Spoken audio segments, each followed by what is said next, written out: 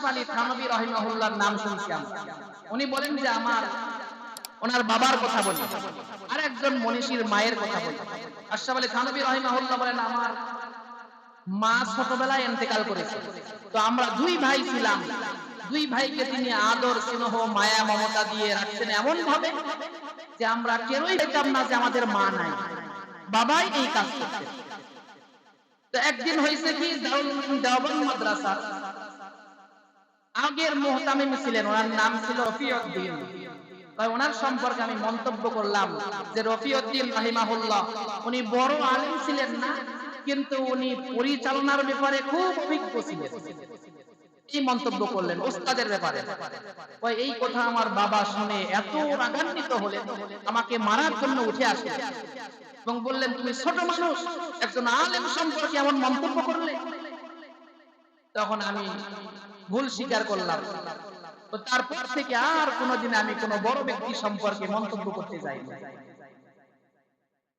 হযরত আশরাফ আলী থানভী রাহিমাহুল্লাহর বাবা, তো তিনি বলেন, আমার বাবার আরো বিভিন্ন কর্মকাণ্ড থেকে আমি শিখেছি যে সন্তান কিভাবে লালন পালন করতে হয়। হযরত আবুল হাসান আলী নদভী রাহিমাহুল্লাহ একজন কালজয়ী গ্রন্থ রচয়িতা ছিলেন, অনেক বই লিখেছেন তিনি।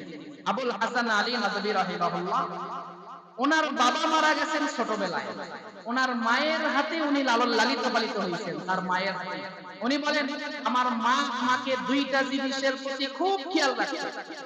মা বোনরাও শুনি, মা সন্তানকে লালন পালন করা যায়, ভালো করে লালন পালন করতে পারে। উনি বলেন, আমার মা দুইটি বিষয়ে কখনোই ছাড় দিতেন না। একটি হলো নামাজের বিষয়ে কখনোই ছাড় দিতেন না। দ্বিতীয় নম্বরে, আমার দ্বারা কাজের বুয়ার ছেলে অথবা কোনো গরিব ছেলের সাথে তাচ্ছিল্য বা বাড়াবাড়ি কোনো আচরণ যদি করে থাকি, তার কাছে হাত জোর করে মাফ না করা পর্যন্ত, মাফ না চাওয়া পর্যন্ত আমাকে ছাড়তেন না, যত অপমান আমার হোক। চিন্তা করেছেন, আমাদের সমাজে এমনটি অহরহ হয়। কাজের বুয়ার ছেলের সাথে আমার ছেলে অসৎ আচরণ করে, থাপ্পড় দেয়, তাকে মারে, কে গালাগালি করে। ও গরিবের ছেলে, ও ছেলে, আমার ছেলে, আমারও ছেলে। যখন আপনি এটা দেখবেন, সাথে সাথে আপনার প্রতিবাদ করতে হবে, না বাবা, এমনটি করা যাবে না। উনি কি করতেন, ওনার মা, তার কাছ থেকে ক্ষমা চাইতেই হবে, হাত জোর করে ক্ষমা চাইতে হবে। কোন গরিব ছেলের সাথে, কাজের বুয়ার ছেলের সাথে যখন এমন আচরণ হয়, আমরা এগুলো খুব খেয়াল রাখব। আল্লাহ তাআলা আমাদেরকে এগুলি কথা বুঝবার, সেই মর্মে আমল করবার তৌফিক দান করেন। সকলেই বলি আল্লাহুম্মা আমিন। যারা সুন্নাত পড়ি নাই, 4 রাকাত ক্বাবলাল জুমা সুন্নাত পড়ে নেই।